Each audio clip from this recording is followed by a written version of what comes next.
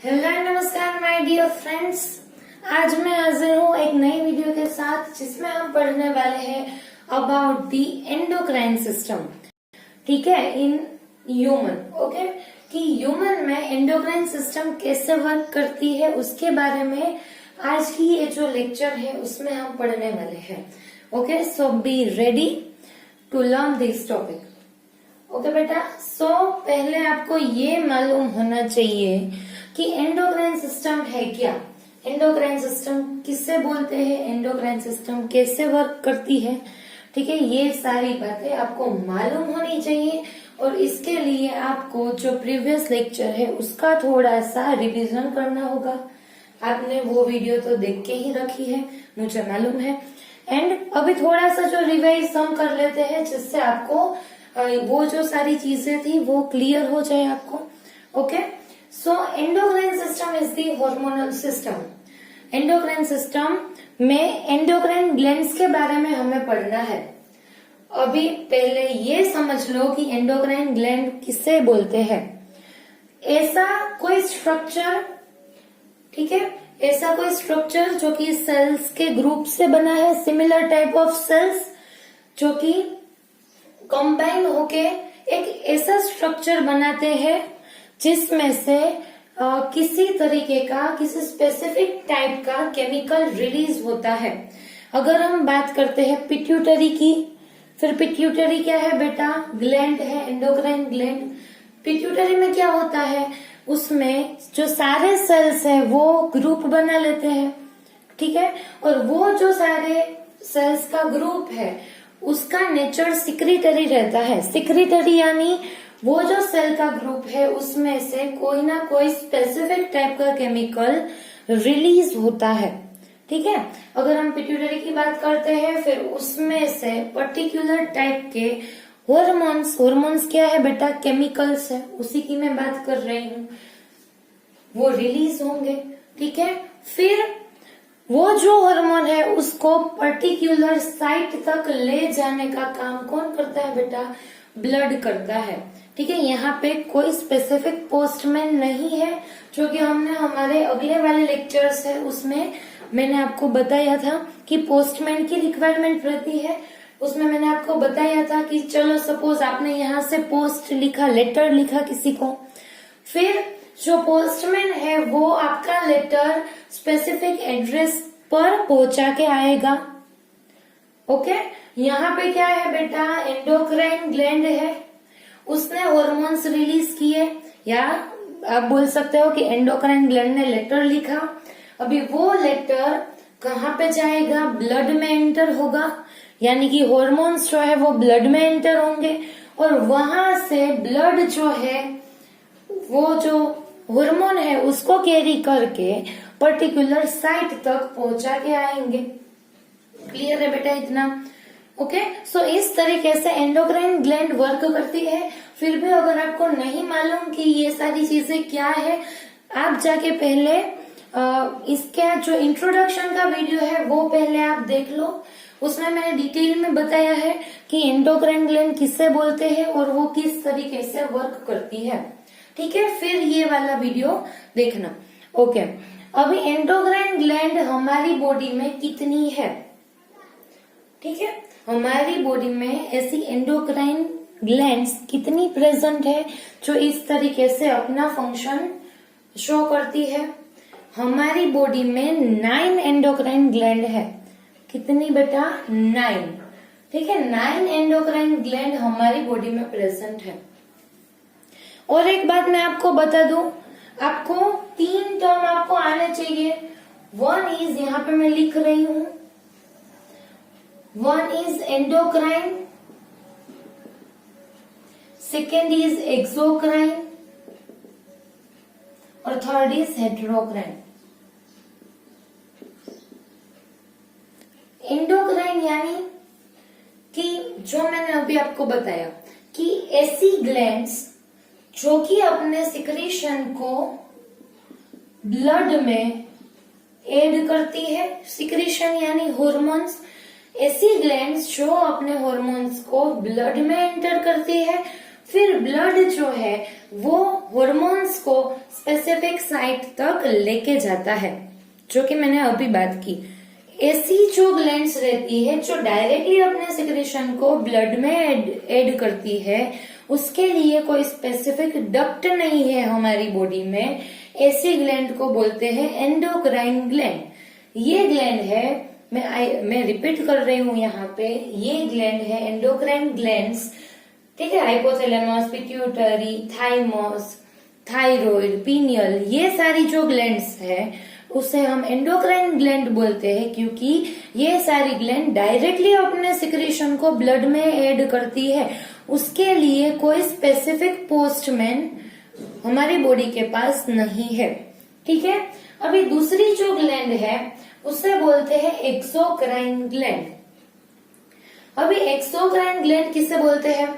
आपने पढ़ा है सलाइवरी ग्लैंड के बारे में, ठीक है, जो सलाइवा सिक्रेट करती है, हमारे माउथ में प्रेजेंट रहती है, आपने पढ़ा है ना, और आपने फील भी किया है। अगर आपसे मैं बोलूं कि wow delicious food like pizza, burger, dosa, ठीक है, कि आपको जिसका भी पिज्जा पसंद हो, डोमिनोज, लापिनोज, ठीक है, फिर क्या होगा, जैसे ही आपको मैं बोलूंगी या फिर आपको कहीं से स्मेल आ गई, आपके मुंह में वाटरी सिक्रेशन आ जाएगा, कुछ वाटर आपके जो माउथ है उसमें सिक्रीट हो रहा है। वो क्या है बेटा? सलाइवा है, जो कि आपने 6th चैप्टर में भी डाइजेस्टिव सिस्टम में भी पढ़ के रखा है। जो सलाइवरी ग्लैंड है वो सलाइवा रिलीज करती है, और आप देख लो कि कहीं पे उसमें ब्लड प्रेजेंट नहीं है। सलाइवरी ग्लैंड डायरेक्टली ही अपने जो सिक्रेशन है वो माउथ में ऐड करती है।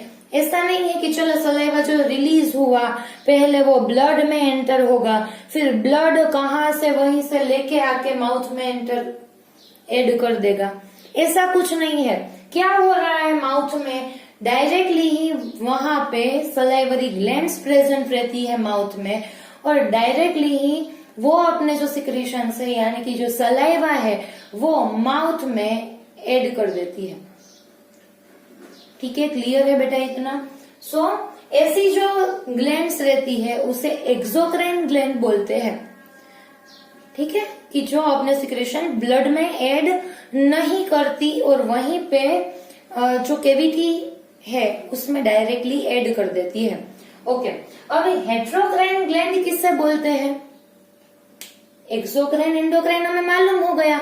एंडोक्राइन यानी कि जो ब्लड में ऐड करती हो, एक्सोक्राइन यानी कि जो डायरेक्टली ऐड करती है, कहीं पे ब्लड या आप बोल सकते हो पोस्टमैन की रिक्वायरमेंट नहीं है। ओके, अभी हेटेरोक्राइन किससे बोलते हैं? ठीक है, हेटेरोक्राइन किससे बोलते हैं? हेटेरोक्राइन ग्लैंड यानी कि उसके पास दो टाइप के सिक्रेशंस प्रेजेंट रहते हैं।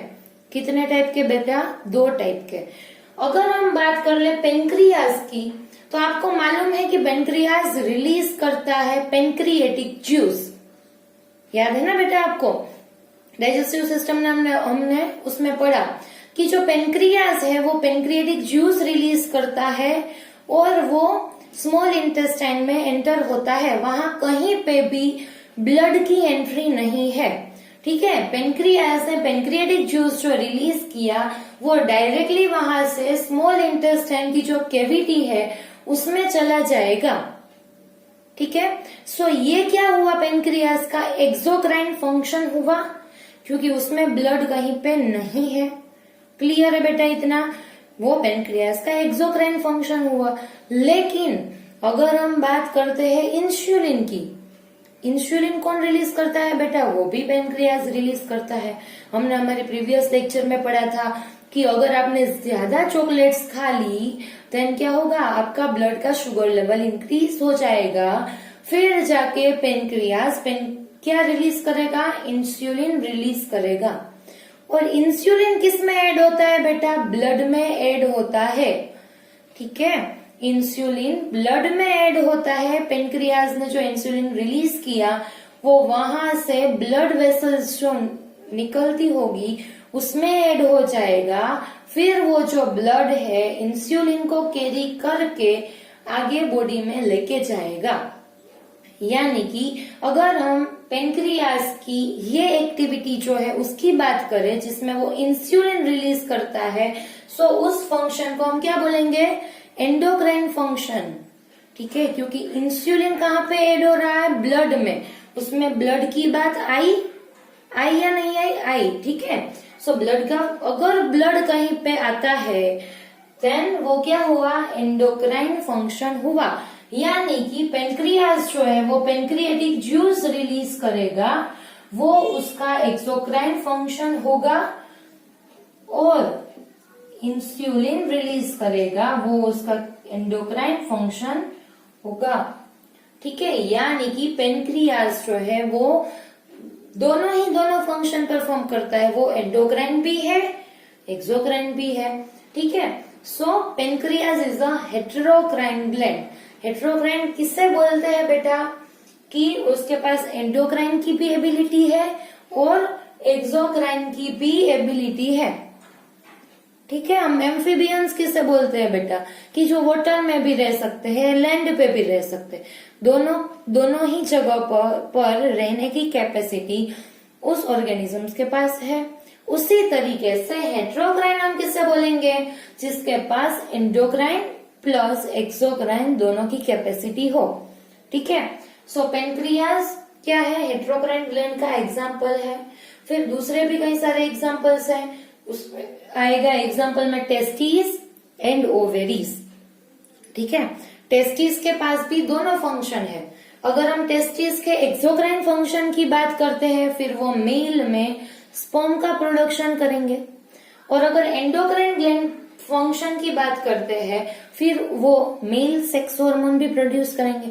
उसी तरीके से ओवरी आप ले लो, ओवेरी जो है वो एग सेल प्रोड्यूस करती है, और वो डायरेक्टली कहाँ पे जाएगा? फेलोपियन ट्यूब की कैविटी में, ओविडक्ट की कैविटी में। यानी कि वो ओवेरी का एक्सोक्राइन फंक्शन हुआ, एंड ओवेरी जो है वो फीमेल सेक्स हार्मोन भी प्रोड्यूस करेगी। ठीक है, सो वो क्या होगा? और वो डायरेक्टली ब्लड में मिक्स हो गए सेक्स हार्मोन्स। ठीक है, सो वो ओवेरी का एंडोक्राइन फंक्शन हुआ। सो इस तरीके से जो टेस्टिस एंड ओवेरीज है, दोनों की दोनों हेटेरोक्राइन ग्लैंड का एग्जाम्पल है।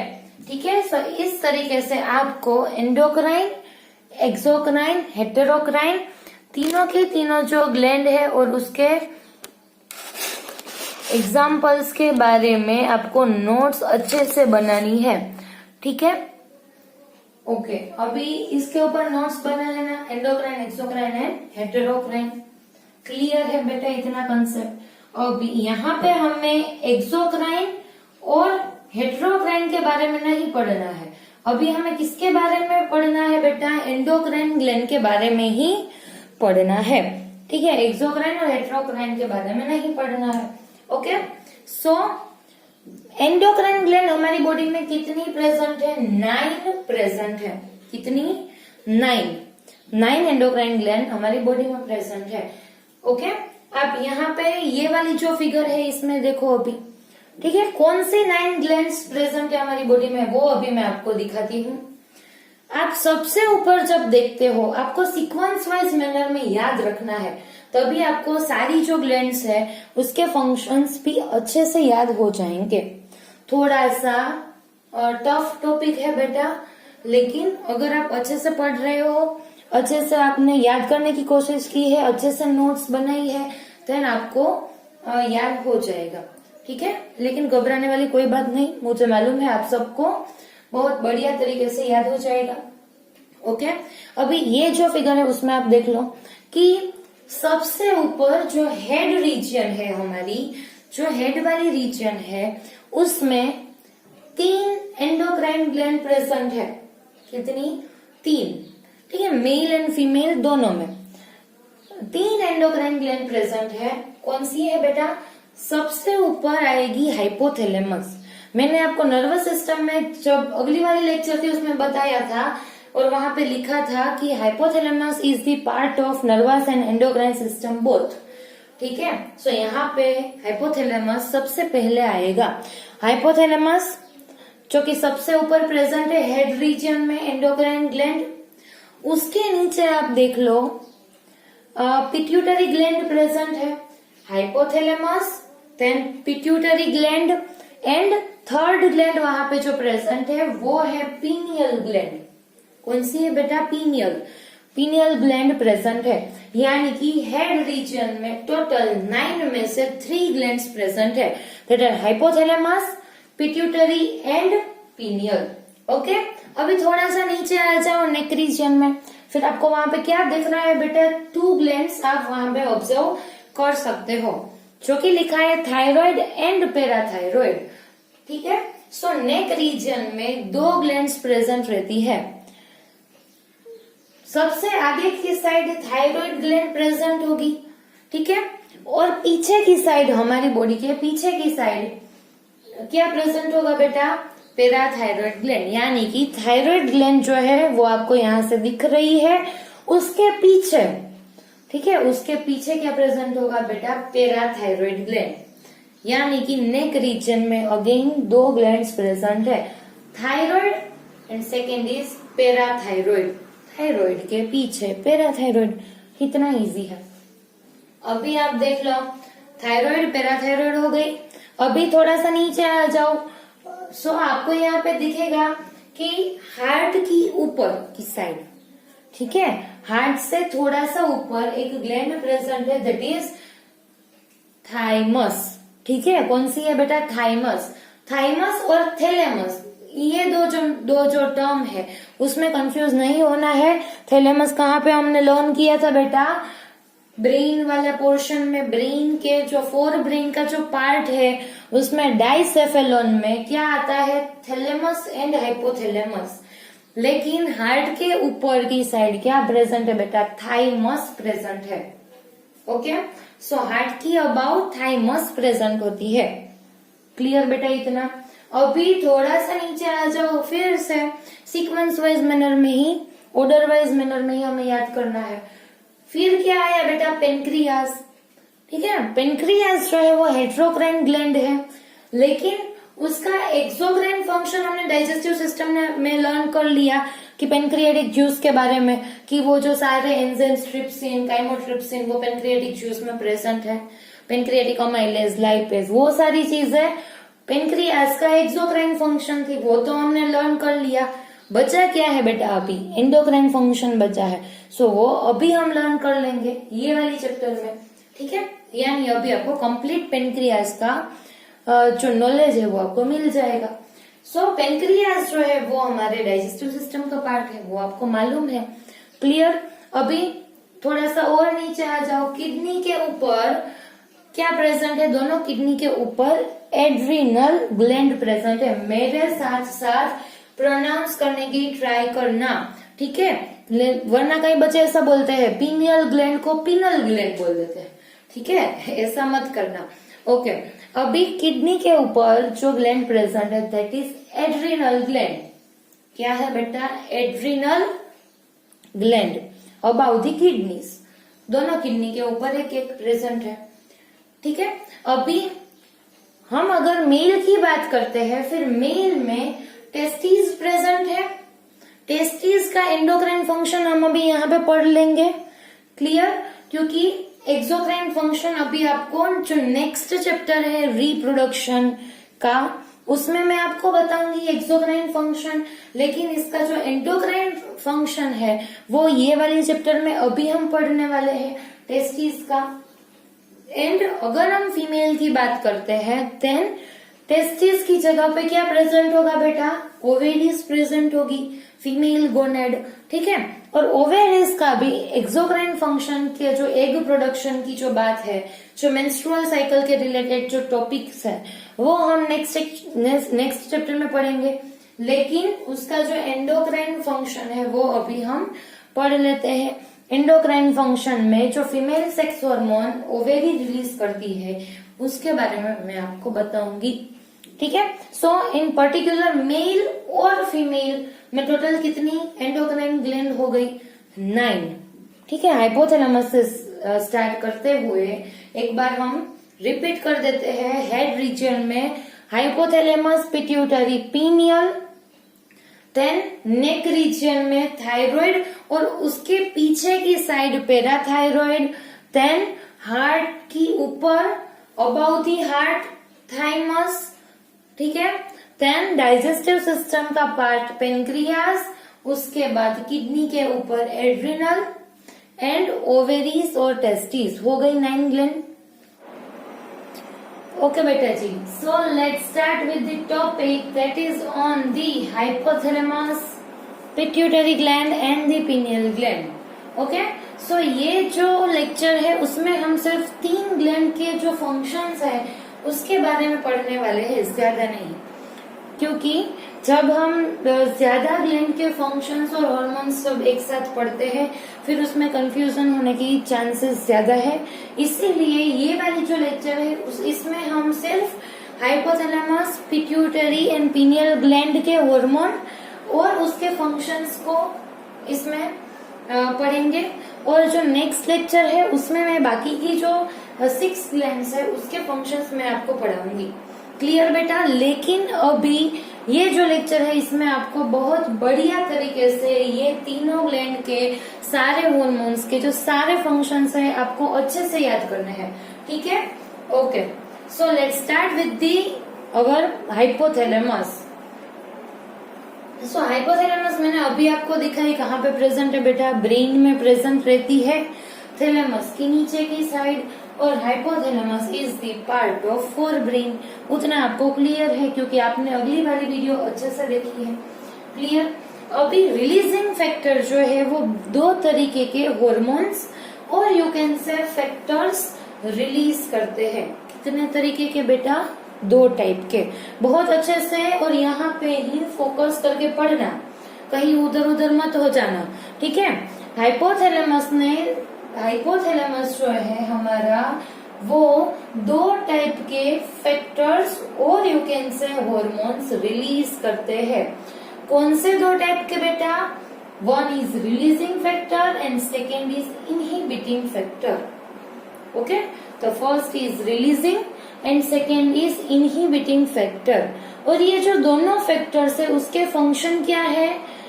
These factors control pituitary gland function and its hormone production.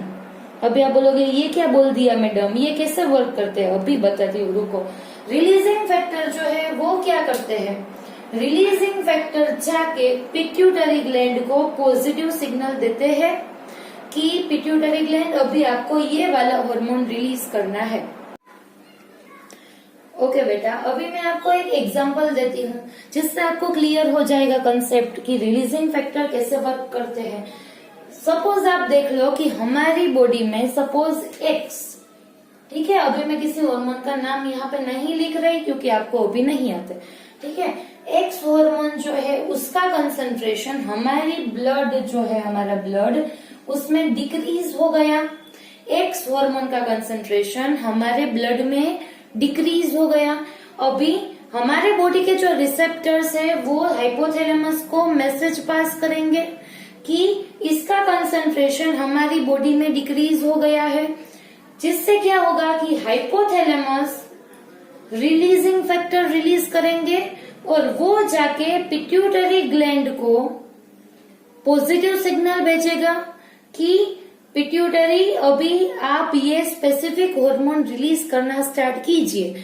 तभी जाके पिट्यूटरी किसी वाई हार्मोन का रिलीज स्टार्ट कर देगी। अभी वाई हार्मोन क्या करेगा? ये जाके एक्स हार्मोन का लेवल बढ़ाने का सिग्नल देगा। क्या करेगा वाई हार्मोन? एक्स हार्मोन का कंसंट्रेशन जो डिक्रीज हो गया है उसको इंक्रीज करने का सिग्नल पास करेगा। क्लियर है बेटा इतना? फिर से मैं एक बार रिपीट कर रही हूँ। रिलीजिंग फैक्टर जो कि हाइपोथैलेमस रिलीज करता है और रिलीजिंग फैक्टर का क्या फंक्शन है, वो जाके पिट्यूटरी ग्लैंड को पॉजिटिव सिग्नल देगा कि पिट्यूटरी ग्लैंड अभी आपको ये वाला हार्मोन रिलीज करना है। ठीक है, अभी आप जैसे कुछ वर्क नहीं कर रहे हो, कुछ पढ़ नहीं रहे हो, फिर मैडम आपको ये बोलेगी या फिर कोई सर आके आपको ये बोलेंगे कि बेटा अभी आपको ये पढ़ना है, अभी आपको ये वर्क करना है। ठीक है, फिर क्या होगा कि आप वो लेसन जो है वो पढ़ना स्टार्ट करोगे, फिर आपके अच्छे मार्क्स आएंगे। और अगर आपको कम मार्क्स आते हैं फिर आपको मैडम बोलेगी, फिर आप पढ़ोगे, फिर आपको अच्छे मार्क्स आने लगेंगे। उसी तरीके से यहाँ पे देख लो, अभी आपकी बॉडी में एक्स हार्मोन का कंसंट्रेशन डिक्रीज हो गया है, सो उसको रिसेप्टर ने डिटेक्ट किया, फिर हाइपोथैलेमस को सिग्नल दिया, अभी हाइपोथैलेमस ने पिट्यूटरी को सिग्नल दिया, और पिट्यूटरी ने क्या किया, किसी दूसरे हार्मोन का सिक्रेशन स्टार्ट किया जिसने एक्स हार्मोन का कंसंट्रेशन इंक्रीज कर दिया। यानी कि सिर्फ आपको इतना याद रखना है बेटा जी कि रिलीजिंग फैक्टर जो है वो पिट्यूटरी को अपने हार्मोन्स रिलीज करने के लिए स्टिम्युलेट करता है, ठीक है, उसको ऐसे सिग्नल्स देता है जिससे पिट्यूटरी अपने हार्मोन को रिलीज करना स्टार्ट कर दे। क्लियर। अभी इनहिबिटिंग फैक्टर क्या है बेटा, इनहिबिट यानी स्टॉप करना।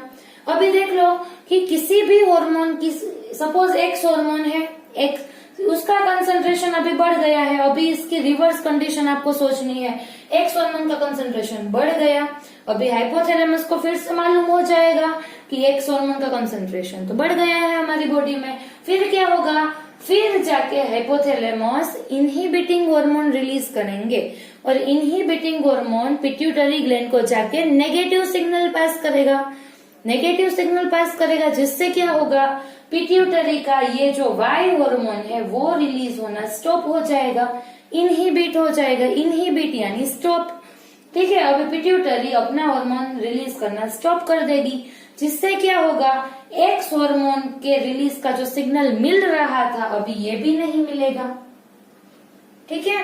फिर अल्टीमेटली क्या हो जाएगा, एक्स हार्मोन का जो कंसंट्रेशन जो ज्यादा बढ़ गया था वो नॉर्मल हो जाएगा, यानी कि थोड़ा सा कम हो जाएगा।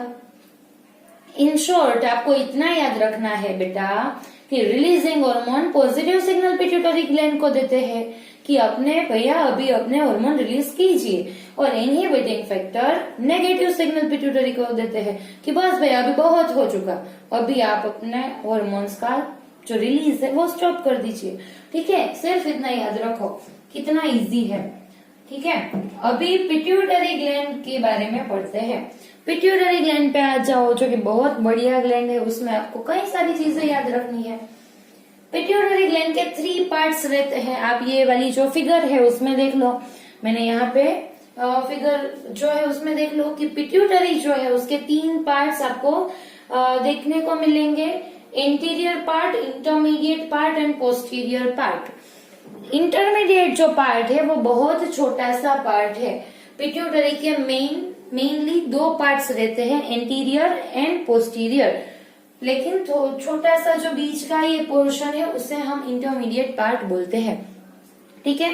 अभी ये तीनों पार्ट्स के हार्मोन्स आपको याद रखने हैं, जो कि बहुत इजी है, ठीक है। अभी एंटीरियर पार्ट के बारे में पहले हम देख लेते हैं कि एंटीरियर पार्ट कौन से हार्मोन्स रिलीज करते हैं। ओके, सो यहाँ पे देख लीजिए, एंटीरियर पार्ट में से 6 हार्मोन रिलीज होते हैं। कितने हैं? 6 हार्मोन, जिसके शॉर्ट फॉर्म्स मैंने आपको यहाँ पे लिख के दिए हैं, लेकिन जो फुल फॉर्म है वो अभी आपको स्क्रीन पे देखने को मिलेंगे। कि फर्स्ट इज ग्रोथ हार्मोन, ठीक है। 1 बाय 1 हम सारे हार्मोन्स के बारे में देख लेते हैं। जो फर्स्ट है GH, जिसे हम बोलते हैं ग्रोथ हार्मोन, और उसके दूसरे नाम भी है लाइक सोमेटोट्रोफिन, ठीक है। उसे ग्रोथ हार्मोन भी बोलते हैं, सोमेटोट्रोफिन भी बोलते हैं। कितना इजी है। अभी ग्रोथ हार्मोन है, फिर वो क्या करेगा? हमारी बॉडी की ग्रोथ करवाएगा, ठीक है। कितना इजी, ग्रोथ हार्मोन ग्रोथ करवाता है हमारी बॉडी की।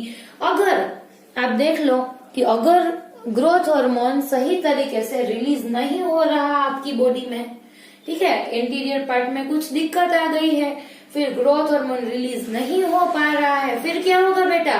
ग्रोथ नहीं होगी। कितना इजी है, फिर आप तो ब्रिलियंट बच्चे हो, ठीक है। फिर ग्रोथ नहीं हो रहा, उसकी वजह से क्या होगा? वो जो XYZ पर्सन है जिसकी बॉडी में ग्रोथ हार्मोन नहीं रिलीज हो रहा प्रॉपर अमाउंट में, उसकी हाइट नहीं बढ़ेगी, ठीक है। अभी बच्चों आप देख लो कि बच्चे जो है उसमें ज्यादा से ज्यादा ग्रोथ होती है, और एक पर्टिकुलर एज रहती है प्यूबर्टी के पहले की, कि उसके सराउंड 14 to 15 इयर्स तक हमारी जो हाइट है वो इंक्रीज होती है। लेकिन कई सारे बच्चे ऐसे भी है बेटा जिसमें ग्रोथ हार्मोन रिलीज नहीं होता प्रॉपर अमाउंट में, और उसकी हाइट जो है बहुत छोटी रह जाती है, जिसे हम बोलते हैं ड्वार्फिज्म। ठीक है, उसे क्या बोलते हैं, ड्वार्फिज्म, की जो रेंज होनी चाहिए उतनी भी हाइट उसकी नहीं बढ़ी। ठीक है, सो ये जो कंडीशन है, डिजीज है, उसको आपको याद रखना है कि जिसमें ग्रोथ हार्मोन कम रिलीज होती है। अभी देख लो, कई बच्चे ऐसे भी है जिसमें ग्रोथ हार्मोन ज्यादा रिलीज हो जाती है। ठीक है, ऐसे भी कंडीशन है कि जिसमें जो लेवल होना चाहिए उससे ज्यादा ग्रोथ हार्मोन रिलीज हो गए, जिसकी वजह से क्या होगा बेटा, उसका उल्टा हो जाएगा। ग्रोथ हार्मोन ज्यादा रिलीज होने की वजह से जो हाइट जितनी होनी चाहिए उससे ज्यादा बढ़ जाएगी। ठीक है, आप देख ही सकते हो यहाँ पे कि ये जो भैया है उसकी हाइट कितनी बड़ी है। ठीक है, फिर उन लोगों को भी दिक्कत आती है। अभी थर्ड, और उसको क्या बोलते हैं हम बेटा, जाइजेंटिज्म। ये जो कंडीशन है उसे हम बोलते हैं जाइजेंट। ठीक है, क्योंकि उसमें जो जायंट व्यू हो जाता है पर्सन का, बहुत लंबी लंबी हाइट है। ठीक है, कहीं पे फिट नहीं हो रहे, उसके लिए हमें अपने दरवाजे बड़े करने पड़ते हैं। ठीक है, ऐसे यहाँ पे तो कोई हमने देखे नहीं है, लेकिन ऐसे भी लोग हैं। ठीक है, जिसमें जाइजेंटिज्म है। और अभी थर्ड जो कंडीशन है दैट इज एक्रोमेगली। एक्रोमेगली क्या है बेटा, एक्रोमेगली यानी जिसमें हाइट तो इंक्रीज हो ही रही है, लेकिन उसके साथ साथ क्या हो रहा है बेटा, जो बोन्स है हमारी बॉडी के उसकी साइज भी और यू कैन से गर्थ भी इंक्रीज हो रही है। खली टाइप व्यू है। ठीक है, कि हाइट तो बड़ी ही बड़ी लेकिन बोन्स की साइज भी बड़ी, वो तो जाइजेंटिज्म से भी बहुत खतरनाक है। ठीक है, अगर आप ये वाली फिगर में देखो कि कैसे बोन्स की जो हाइट, जो फेस के जो बोन्स है वो भी बड़े बड़े हो जाते हैं। अगर आप उसके फेस को देख रहे हो फिर आपको लगेगा कि ये कैसा मंकी जैसा थोड़ा सा, ठीक है, ऐसा नहीं बोलना चाहिए, ऐसा थोड़ा सा फेस जो है वो बना हुआ है, बोन्स की साइज भी बढ़ गई है। ठीक है, जिससे हम बोलते हैं एक्रोमेगली। सो सारे जो हॉर्मोन्स है उसका लेवल हमारी बॉडी में मेंटेन रहना बहुत जरूरी है बेटा। अगर कोई भी हार्मोन में थोड़ी सी भी गड़बड़ हो गई, थोड़ा सा भी ज्यादा हो गया, कम हो गया, फिर दिक्कत हो सकती है हमें। ठीक है, फिर आप सोच लो कि हम कितने लकी है, सारे हार्मोन्स हमारी बॉडी में मेंटेन है, नॉर्मल कंसंट्रेशन में है। ठीक है, अभी फर्स्ट इज ग्रोथ हार्मोन और उसके रिलेटेड कंडीशंस आपको याद रखनी है। Second that is thyroid stimulating hormone. अभी ये हार्मोन है, इसके नाम पे से ही आपको मालूम हो रहा है कि ये क्या करता है, थायराइड ग्लैंड को स्टिम्युलेट करता है। स्टिम्युलेट यानी इंड्यूस, और यू कैन से उसको बूस्ट करता है, उसको पॉजिटिव सिग्नल देता है। ठीक है, कि आप भैया अपने हार्मोन रिलीज करना स्टार्ट कर दो। ठीक है, सो ये जो है थायराइड स्टिम्युलेटिंग हार्मोन, वो क्या करेगा, stimulate thyroid gland to release its hormone. यानी कि जब TSH एंटीरियर पार्ट में से, एंटीरियर पिट्यूटरी में से रिलीज होगा, तब ये जाके थायराइड ग्लैंड को पॉजिटिव सिग्नल देगा और थायराइड ग्लैंड हमारी एक्टिवेट हो जाएगी और वो अपने पर्टिकुलर हार्मोन के रिलीज को स्टार्ट कर देगी। ठीक है, वेरी गुड बेटा, इसी तरह के सब पढ़ते रहो अच्छे से, सारे हार्मोन्स आपको क्लियर हो जाएंगे। अभी थर्ड दैट इज ACTH यानी कि एड्रेनोकोर्टिकोट्रोपिक हार्मोन। एड्रेनोकोर्टिकोट्रोपिक हार्मोन, थोड़ा सा नाम बड़ा है लेकिन कोई दिक्कत की बात नहीं है, आप 1 by 1 याद रखो, एड्रेनोकोर्टिकोट्रोपिक हार्मोन, फिर आपको अच्छे से याद हो जाएगा। ये क्या करता है बेटा, stimulate adrenal gland to release its hormone. Adrenal gland कहाँ पे प्रेजेंट थी, किडनी के ऊपर। ठीक है, अभी ACTH एंटीरियर पिट्यूटरी में से जब रिलीज होगा, ये जाके एड्रिनल ग्लैंड को पॉजिटिव सिग्नल देगा कि आप अपने हार्मोन्स रिलीज करना स्टार्ट कीजिए। क्लियर। अभी fourth that is prolactin. Prolactin क्या करता है बेटा, stimulate milk production in mammary glands in female.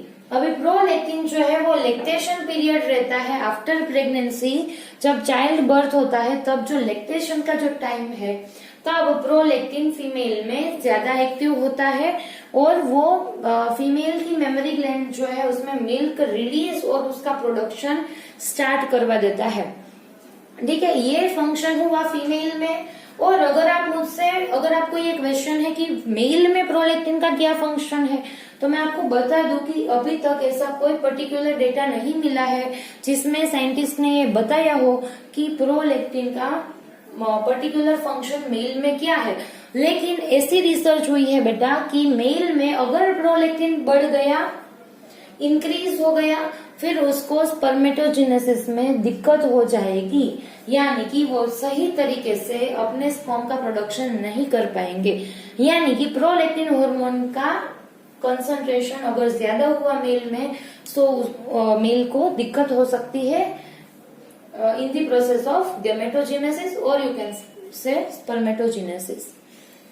Okay, clear. अभी fifth that is FSH follicle stimulating hormone. ये क्या करता है बेटा? Stimulate gametogenesis. कितना इजी है। एफएसएच अगर मेल में प्रोड्यूस हो रहा है, फिर वो मेल में जाके स्पर्म का जो सिंथेसिस है वो बढ़ा देगा। एफएसएच सिग्नल देगा टेस्टिस को, और क्या सिग्नल देगा कि बेटा की ग्लैंड अभी स्पर्म का सिंथेसिस इंक्रीज कर दो। और एफएसएच इन फीमेल ओवेरी को जाके सिग्नल देगा कि अभी oogenesis का टाइम और यू कैन से एग के सिंथेसिस का टाइम हो गया है, अभी ये प्रोसेस स्टार्ट कर दो। कितना इजी है। अभी six that is LH luteinizing hormone. अभी आपको कहीं पे मिल जाए कि आईसीएसएच भी लिखा है, इसके यहाँ पे आईसीएसएच, फिर घबराइएगा मत। ये क्या है ICSH? Interstitial cell stimulating hormone. अभी इतना नहीं याद रखो, फिर भी कोई दिक्कत नहीं है, ठीक है। ये सिर्फ इसका दूसरा नाम है, ठीक है। आप कंफ्यूज ना हो, इसीलिए अभी बता रही हूँ। ज्यादातर आईसीएसएच जो वर्ड है वो मेल के लिए यूज होता है, ठीक है। मेल में एलएच को आईसीएसएच बोलते हैं और फीमेल में एलएच को एलएच बोलते हैं, ठीक है। आप सिर्फ एलएच यानी कि ल्यूटिनाइजिंग हार्मोन अगर याद रख सकते हो, फिर उतना ही रखो, कोई दिक्कत नहीं है। वो क्या करता है? LH stimulate sex hormone production, यानी कि एलएच जो है वो फीमेल में उसके सेक्स हार्मोन यानी कि एस्ट्रोजन एंड प्रोजेस्टेरोन जो है उसका कंसंट्रेशन इंक्रीज करवा देता है, और मेल में टेस्टोस्टेरोन का कंसंट्रेशन इंक्रीज करवा देता है, जो कि मेल सेक्स हार्मोन है, ठीक है। यहाँ पे एंटीरियर पिट्यूटरी के सारे हार्मोन्स खत्म हो गए, उसके फंक्शंस हो गए। अब एक बार मैं क्विक आपको रिवाइज करवा रही हूँ। ग्रोथ हार्मोन क्या करता है बेटा? Stimulate growth of our body. It increase the height, length and the size of our bones, increase cell division, cell mass, ठीक है। अल्टीमेटली वो हमारे बॉडी का ग्रोथ करवाता है। लेकिन अगर ग्रोथ हार्मोन कम पड़ गया देन वार्फिज्म हो सकता है, और अगर ज्यादा हो गया देन जाइजेंटिज्म, और अगर अडल्ट में अगर ग्रोथ हार्मोन इंक्रीज हो गया देन हाइट के साथ साथ बोन की साइज भी बढ़ जाती है, जिसे हम एक्रोमेगली बोलते हैं। Then TSH thyroid stimulating hormone, जो कि हमारी थायराइड ग्लैंड को एक्टिवेट करता है। एसीटीएच एड्रिनल ग्लैंड को एक्टिवेट करता है। प्रोलैक्टिन मेमोरी ग्लैंड को एक्टिवेट करता है in the time of lactation. अभी एफएसएच जो कि follicle stimulating hormone gametogenesis increase करता है। मेल है तो स्पर्म के काउंट बढ़ाएगा, फीमेल है तो एग का सिंथेसिस करवाएगा। एलएच जो कि है जिसको मेल में आईसीएसएच भी बोलते हैं, वो क्या करता है? सेक्स हार्मोन का प्रोडक्शन इंक्रीज करवाता है। और एक फंक्शन आप याद कर सकते हो, रख सकते हो कि एलएच जो है वो ओव्यूलेशन की प्रोसेस को भी स्टिम्युलेट करता है, यानी कि जो एग बना है उसको फेलोपियन ट्यूब में अभी रिलीज करना है। सो ये कौन मेंटेन करता है? एलएच मेंटेन करता है। बेटा जब 10th वाले बच्चे जब ये सारे हार्मोन्स पढ़ रहे होते हैं, ज्यादातर बच्चे ऐसा बोलते हैं कि मैम इतना सब कुछ याद रखना है, कैसे हम याद करेंगे? लेकिन कुछ दिक्कत की बात नहीं है, आप इजीली, आपको सिर्फ देखने में, और आप फर्स्ट टाइम पढ़ रहे हो इसीलिए ऐसा लग रहा है, ठीक है। इसीलिए ही सिर्फ मैं आज आपको 3 ही ग्लैंड करवा रही हूँ, लेकिन आपको करना पड़ेगा, ठीक है, क्योंकि ये बहुत इंपॉर्टेंट है। और ऐसा नहीं है कि ये टफ है, सारे लोग याद कर सकते हैं, फिर आप क्यों नहीं? ठीक है, आप किसी से कम हो गया? ठीक है, नहीं। सो आप भी बहुत अच्छे से याद कर सकते हो, मुझे मालूम है। अभी इसी जोश के साथ हम आगे बढ़ते हैं, that is intermediate part of our pituitary, जिसमें से रिलीज हो रहा है एमएसएच। कितना इजी, एमएसएच यानी मेलेनोसाइट स्टिम्युलेटिंग हार्मोन।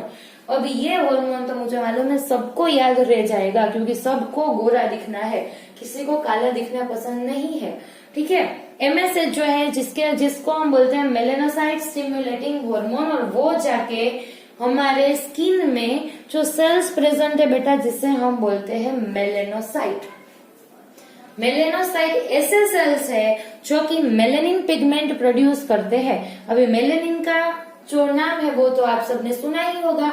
मेलेनिन किसके लिए रिस्पॉन्सिबल है बेटा? Darkening of our skin. Melanin जो है वो हमारे स्किन टोन को डार्क करता है, यानी कि ब्राउनिश अपीयरेंस देता है। यानी कि जो पर्सन काले है यानी कि, और जिसका स्किन टोन थोड़ा सा डार्क है, उसमें मेलेनिन ज्यादा अमाउंट में है। मेलेनिन क्या है बेटा? प्रोटीन है, मेलेनोसाइट ने प्रोड्यूस किया है।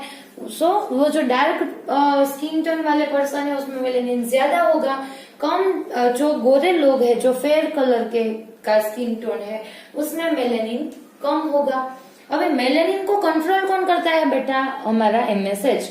इंटरमीडिएट पार्ट है जो पिट्यूटरी का, उसमें से एमएसएच रिलीज होता है और वो जाके मेलेनोसाइट को स्टिम्युलेट करता है, एक्टिवेट करता है कि भैया अभी मेलेनिन का प्रोडक्शन बढ़ा दो, यानी कि स्किन के टोन को डार्क कर दो।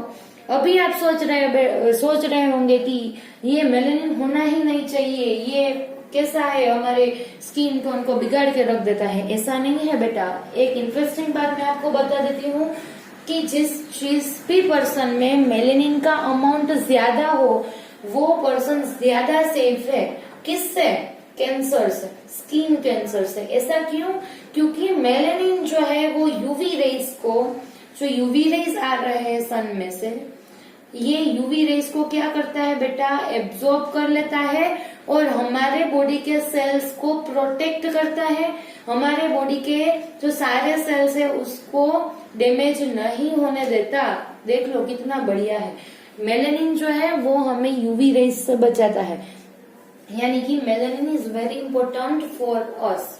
जिसमें मेलेनिन कम हो, जिसका स्किन टोन फेयर हो, उसको स्किन कैंसर के चांसेस बढ़ जाते हैं। और ये बिल्कुल सही बात है। ठीक है, so melanin is very important for us. Clear बेटा? और एक बात मैं आपको बता दूं कि जो एक्टर एक्ट्रेसेस है वो क्या करते हैं, वो कैसे गोरे दिखने लगते हैं? वो ऐसी पिल्स लेते हैं जिससे एमएसएच का लेवल कम हो जाए, लेकिन वो हमारे लिए अच्छा नहीं है। वो इसकी कई सारी साइड इफेक्ट्स है अगर आपने एमएसएच को कम किया। क्लियर? अभी यहाँ पे वापस आ जाओ। अभी जो लास्ट है that is posterior part. Posterior part of pituitary. अभी दो ही बचे, देख लो कितने बढ़िया तरीके से आप लोग पढ़ रहे हो। अभी आप यहाँ पे देख सकते हो पोस्टीरियर पार्ट के हॉर्मोन्स, जिसमें दो हॉर्मोन्स है, ऑक्सीटोसिन एंड वासोप्रेसिन, और यू कैन से एडीएच। अभी पहले ऑक्सीटोसिन का देख लेते हैं, रुको। ऑक्सीटोसिन का फंक्शन क्या है? ऑक्सीटोसिन बहुत ही इंटरेस्टिंग हार्मोन है। पहले हम इसके फंक्शंस देख लेते हैं, फिर मैं आपको इंटरेस्टिंग बात बताऊंगी इसके बारे में। Oxytocin stimulate the contraction of uterus during child birth and lactation. Oxytocin क्या करवाता है बेटा? चाइल्ड बर्थ जो है उसकी जो प्रोसेस है, जिसे हम पार्ट्यूरेशन बोलते हैं, चाइल्ड बर्थ की जो प्रोसेस रहती है ना बेटा, उसे पार्ट्यूरेशन बोलते हैं। ऑक्सीटोसिन क्या करता है बेटा? वो पार्ट्यूरेशन की जो प्रोसेस है उसको स्टिम्युलेट करता है, यानी कि यूटेराइन वॉल को कॉन्ट्रैक्ट करेगा, रिलैक्स करेगा, जिससे बेबी का बर्थ इजीली हो जाएगा। और लैक्टेशन में, मिल्क प्रोडक्शन के टाइम पे ये मिल्क प्रोडक्शन में भी हेल्प करता है। अब सेकेंड फंक्शन है affect motility of sperm and amount of testosterone hormone. अभी आप बोलोगे कि मेल में क्या फंक्शन है, तो देख लो मेल में है वो स्पर्म की मोटिलिटी इंक्रीज करता है एंड टेस्टोस्टेरोन जो कि मेल सेक्स हार्मोन है उसका अमाउंट भी बढ़ा देता है, यानी कि इसके फंक्शंस बहुत बढ़िया है ऑक्सीटोसिन के। ठीक है, दोनों ही फंक्शंस आपको अच्छे से याद हो जाएंगे। क्लियर? अभी एक और बात मैं बता दूं जो कि इंटरेस्टिंग बात है। ऑक्सीटोसिन को क्या बोलते हैं? लव हार्मोन बोलते हैं। ठीक है, ऑक्सीटोसिन जो है उसका दूसरा नाम है लव हार्मोन। अभी ऐसा क्यों है? क्योंकि जब ऑक्सीटोसिन रिलीज होगा, अभी आप देख लो कि किसी भी पर्सन को देख के, या फिर किसी को एनिमल लविंग जो पर्सन है, एनिमल लवर, उसको क्या होता है बेटा, क्यों उतने एनिमल्स अच्छे लगते हैं? क्योंकि जब वो एनिमल को देखता है, सपोज देख लो किसी को डॉग अच्छे लगते हैं, किसी को कैट अच्छी लगती है, फिर क्या होगा कि जब वो कैट को देखेंगे तब क्या होगा कि उसके ब्रेन के जो पोस्टीरियर पार्ट है पिट्यूटरी के, उसमें से ऑक्सीटोसिन रिलीज होगा, जिससे उसको क्या होगा कि वो कैट के ऊपर ज्यादा लव आने लगेगा। फिर आप देख लो कि किसी आप चाहते पर्सन से आप मिल रहे हो तब आपको बहुत अच्छा फील हो रहा है, क्यों? क्योंकि तब ऑक्सीटोसिन रिलीज होता है। ठीक है, so oxytocin is the love hormone and very very important for us. Oxytocin हमें प्लेजर की फीलिंग देता है। जब आपको सपोज आप देख लो कि आपको आपकी फ्रेंड बहुत अच्छी लग रही है, ठीक है, आपको उसके साथ बहुत मजा आ रहा है। क्यों मजा आ रहा है? क्योंकि जब आप उसे देखते हो आपके पोस्टीरियर लोब में से ऑक्सीटोसिन रिलीज हो रहा है, इसीलिए आपको प्लेजरेबल फील होता है। ठीक है, so oxytocin is a very very interesting and important hormone. Now the second, that is vasopressin, और जिसे हम बोलते हैं anti diuretic hormone. Anti diuretic hormone और वासोप्रेसिन दोनों ही टर्म्स आपको याद रखने हैं, मैं आपको बता रही हूँ। किसी भी टर्म से वो लोग आपसे क्वेश्चन पूछ सकते हैं। अभी वासोप्रेसिन का फंक्शन क्या है बेटा? It helps in the maintaining osmolality and the volume of water in ECF and also help in reabsorption of water in kidney. अभी ये सारा कुछ आपने क्या बोल दिया मैम? अभी बता रही हूँ। हमने नेफ्रॉन के बारे में पढ़ा है, उसमें रीएब्जॉर्प्शन की प्रोसेस होती है, आपको मालूम है। चैप्टर 6 में हमने नेफ्रॉन का स्ट्रक्चर पढ़ा, जिसमें मैंने आपको बताया कि बेटा उसमें रीएब्जॉर्प्शन हो रहा है। ठीक है, सो वो जो इसी वजह से अगर हम ये रीएब्जॉर्प्शन की प्रोसेस नहीं होती होगी, फिर हम 150 लीटर और यू कैन से 180 लीटर पर डे इतना सारा यूरिन प्रोड्यूस कर रहे होते, लेकिन रीएब्जॉर्प्शन की प्रोसेस हो रही है, जिसकी वजह से हम सिर्फ 1.5 लीटर पर डे इतना ही यूरिन फॉर्म कर रहे हैं और ज्यादातर वाटर हमारी बॉडी में रह सकता है। ठीक है, सो ये किसकी वजह से हुआ? रीएब्जॉर्प्शन की प्रोसेस की वजह से हुआ। और रीएब्जॉर्प्शन को किसने स्टिम्युलेट किया? हमारे वासोप्रेसिन ने स्टिम्युलेट किया, और यू कैन से एडीएच ने स्टिम्युलेट किया। अगर वासोप्रेसिन नहीं होता फिर 180 लीटर पर डे, जो कि दिक्कत की बात होती। ठीक है, so vasopressin is very very important for us. वो हमारे बॉडी में वाटर का कंसेंट्रेशन मेंटेन करता है, सारे जो मिनरल्स है उसका कंसेंट्रेशन मेंटेन करता है, रीएब्जॉर्प्शन करवाता है। अभी आप बोलोगे ईसीएफ क्या लिखा है मैडम आपने वहां पे? ईसीएफ यानी एक्स्ट्रा सेल्यूलर फ्लूइड। अभी ये क्या है? हम आपको मालूम है हमारी बॉडी में इस तरीके से सेल्स प्रेजेंट है। सो सेल्स के बीच में जो थोड़ी सी स्पेस होगी वहां पे कुछ फ्लूइड प्रेजेंट होगा। सो ये जो फ्लूइड है एक्स्ट्रा सेल्यूलर यानी कि सेल की बाहर की साइड, ये जो फ्लूइड है इसे हम बोलते हैं ईसीएफ। ठीक है, फिर इसमें हार्मोन के कंसंट्रेशन को मेंटेन रखता है। ठीक है, अभी आपको इसकी बहुत और एक बात मैं आपको बता दूं कि वासोप्रेसिन अगर आप में या किसी में भी कम रिलीज होगा फिर इसको हो जाएगा diabetes insipidus. It is very very important. ठीक है, and it is different from the diabetes mellitus that caused by the deficiency of insulin, जो कि पेनक्रियाज में से रिलीज हो रहा है। अभी आप यहाँ पे याद रख कर लो, रट्टा मार लो, किसी भी तरीके से याद कर लो कि वासोप्रेसिन जो है वो अगर कम रिलीज हुआ देन हमें क्या हो जाएगा? डायबिटीज इंसिपिडस, जिसमें पर्सन के बॉडी में वाटर टिकता ही नहीं है, यानी कि वो पर्सन को थोड़ी थोड़ी देर पे यूरिनेशन के लिए जाना होगा और ज्यादा वाटर कंज्यूम करना होगा। ठीक है, और वो बहुत दिक्कत वाली कंडीशन है, आप सोच भी नहीं सकते। ठीक है, सो आप अभी याद कर लो कि इससे क्या होता है, इसकी डेफिशिएंसी से डायबिटीज इंसिपिडस होता है। ठीक है, अगर आपको किसी भी तरीके का कोई प्रॉब्लम नहीं है बॉडी में, फिर मैं आपको बता रही हूँ आप बहुत ही लकी हो बेटा। ठीक है, और बहुत बढ़िया तरीके से अपनी लाइफ आप सरवाइव कर रहे हो, ठीक है। क्योंकि बहुत सारे ऐसे पर्सन है जिसको ये सारी प्रॉब्लम्स होती है। अगर एक भी हार्मोन का कंसंट्रेशन थोड़ा सा भी अल्टर हो गया देन प्रॉब्लमेटिक कंडीशन आ सकती है, ठीक है। सो बहुत हैप्पी रहना है, हमें हेल्थी रहना है। और उस पे भी आपका ये बोर्ड का ईयर है जिसमें आप अपने पेरेंट्स को, टीचर्स को प्राउड फील करवा सकते हो। सो अच्छे से पढ़ो, ठीक है। सिर्फ पढ़ना ही तो है अभी, वो भी आराम से ये लॉकडाउन के टाइम में, ठीक है। सो बहुत अच्छे तरीके से ये जो टाइम है उसको यूटिलाइज करो, ठीक है। ओके, अभी last one is left, that is pineal gland. Pineal gland क्या करती है, अभी आप यहाँ पे उसके भी फंक्शन देख लो। अभी सिर्फ एक ही ग्लैंड बची है, that is pineal gland. Pineal gland जो कि पी शेप्ड रहती है, मैंने यहाँ पे लिखा है थोड़े से बड़े हैंड राइटिंग से, ठीक है। सो पीनियल ग्लैंड पी शेप्ड रहती है और बहुत छोटी सी होती है और वो रिलीज करती है मेलाटोनिन हार्मोन। कौन सा? मेलाटोनिन। अभी मेलेनिन जो कि प्रोटीन है हमारे स्किन को डार्क करता है और मेलाटोनिन हार्मोन है जो कि पीनियल ग्लैंड रिलीज करती है। दोनों में कंफ्यूज मत हो जाना, ठीक है। अभी मेलाटोनिन जो है वो क्या करेगा, it controls our sleep cycle. हमारा मूड जो है वो कंट्रोल करता है। जो सेक्स साइकिल, स्लीप साइकिल जो रहती है उसे भी कौन कंट्रोल करता है बेटा? मेलाटोनिन। अभी ये क्या बात हुई, क्या है ये स्लीप साइकिल? अभी देख लो, आपको पर्टिकुलर टाइम पे नींद आने लगेगी, पर्टिकुलर टाइम पे अगर आपको कोई नहीं जगाएगा फिर भी आपको नींद उड़ जाएगी, ठीक है। ऐसा मत बोलना कि नहीं मुझे आती ही रहेगी, ऐसा नहीं होता है, ठीक है।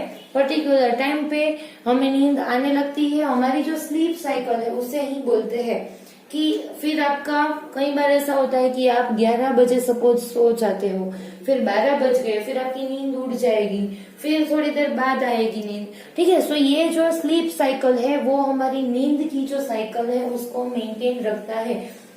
कई लोग ऐसे है कि जिसको 2 बजे ही नींद आती है, फिर आप अगर उसको बोलोगे कि चलो अभी 11 बजे अभी सो जाओ, क्या वो सो जाएगा? नहीं सो पाएगा, क्योंकि जो मेलाटोनिन है वो हमारी स्लीप साइकिल को कंट्रोल करता है, ठीक है। पर्टिकुलर टाइम पे आपको बहुत बढ़िया नींद आ जाएगी। क्लियर है बेटा इतना? सो ये चीज आपको याद रखनी है कि पिनियल ग्लैंड रिलीज करता है मेलाटोनिन और जो कि हमारी स्लीप साइकिल को कंट्रोल करता है। ओके, सो यहाँ पे हमने 3 ग्लैंड, अब मैंने जिस तरीके से आपको बोला था कि हम आज पढ़ेंगे, मैं यहाँ पे खत्म कर रही हूँ, ठीक है। क्योंकि वरना ये ओवरडोज थोड़ा सा हो जाएगा, मुझे ऐसा लग रहा है। अभी नेक्स्ट लेक्चर में बाकी की 6 ग्लैंड्स हम पढ़ेंगे। सो एनर्जी लेके आना, ठीक है। और अगर आपको ये वीडियो अच्छा लगा है then like, share and subscribe वो आपको नहीं भूलना है, ठीक है। नोट्स बनानी आपको नहीं भूलनी है, याद करना आपको नहीं भूलना है, ये सारी चीजें आपको याद रखनी है, बाकी की चीजें मैं याद रखूंगी, ठीक है। So like, share and subscribe. अगर डाउट्स है तो आपको डेफिनेटली मुझे पूछने हैं, क्योंकि उससे बहुत मजा आता है, ठीक है, और कॉन्सेप्ट्स भी क्लियर हो जाते हैं। And thank you so much for watching this video. Thank you so much for supporting me. And thank you so much. Okay. Thank you.